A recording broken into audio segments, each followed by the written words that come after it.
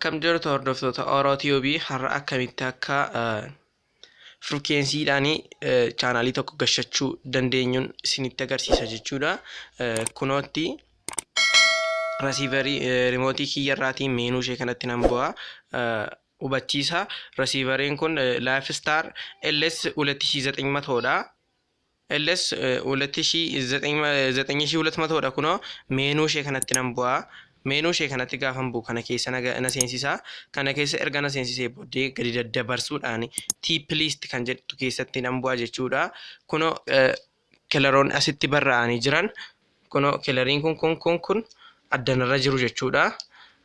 Ani immoo asirraatii aaddi isheettu kana fudhadha. Kunoo ishee kana aaddi isheettu kanatti bu'a kunoo asiiti.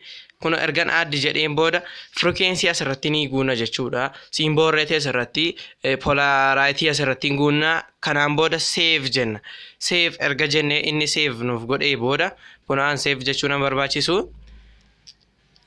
Kunoo asiitii